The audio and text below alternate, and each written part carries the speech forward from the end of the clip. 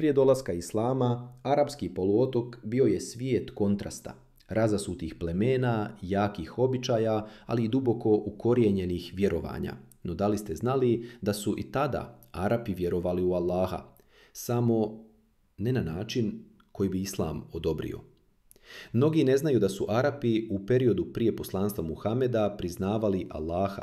Vjerovali su da je on stvoritelj neba i zemlje, onaj koji daje kišu, uzrokuje život i smrt i upravlja prirodom. Kur'an to potvrđuje riječima, a ako ih upitaš ko je stvorio nebesa i zemlju, sigurno će reći Allah. Sura Lukman 25. Ali ta vjera nije bila čista. Iako su Allaha priznavali, nisu ga obožavali isključivo, već su mu pridruživali druga božanstva, idole, kipove i lažne bogove. Ovi drugi bogovi su bili smatrani posrednicima, duhovnim silama koje prenose molitve Allahu. Svako pleme imalo je svoga boga, kome se klanjalo i prinosilo mu žrtve. Tako su idolopoklonici govorili: mi im se ne klanjamo osim da nas približe Allahu. Sura Skupovi 3. Najpoznatiji među njima bili su Lat, Uzza i Menat. Sura Zvijezda 19. Ovi idoli su bili smješteni u Kabi, koja je tada bila središte mnogoboštva, iako ju je prvobitno podigao Ibrahim za obožavanje jednog boga.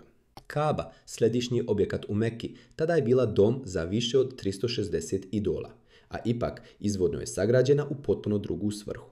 Prema islamskoj tradiciji, Ibrahim i njegov sin Ismail podigli su temelje Kabe kao kuće jednog boga, Allaha. To je bila prva kuća sagrađena da bi se u njoj samo on obožavao. Kur'an kaže: i kada Ibrahim i Ismail podigoše temelje Kabe, govoreći: Gospodaru naš, primi od nas. Sura Krava 127. Kaba je bila simbol terhida, vjerovanja u jednog boga, ali stoljećima kasnije značenje se izokrenulo. Kaba je ostala, ali čista vjera je nestala. Predislamski Arapi nisu svi bili potpuno odvojeni od monoteizma. Mali broj pojedinaca, poznati kao Hanifi, tražili su izvornu vjeru Ibrahima, odbijali idole i obožavali samo Allah. Među njima je bio i Bereka ibn Neufel, rođak Hatidže, prve žene poslanika. Ali većina je bila utonula u duhovnu i moralnu zabludu. Svakodnevne molitve su bile upućene kipovima, žrtve su se prinosile na idole, odluke su se donosile prema praznovjerju, a Božji zakon bio je zaboravljen. I upravo u tom društvu, gdje su ljudi priznavali Allaha, ali mu činili širk, pripisivanje druga Bogu, pojavio je se Muhammed sa jasnom porukom: obožavajte samo Allaha, bez posrednika, bez kipova, bez posvećenih idola. Ovo je bio poziv na povratak čistoj vjeri Ibrahima, tevhidu.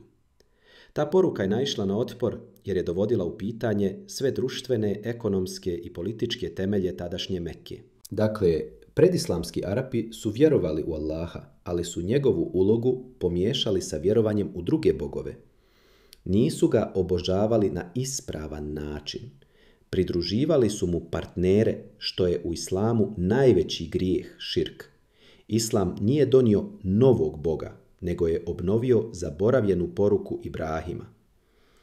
Misija Muhameda bila je da očisti vjeru od mnogoboštva i pozove u isključivo obožavanje Allaha.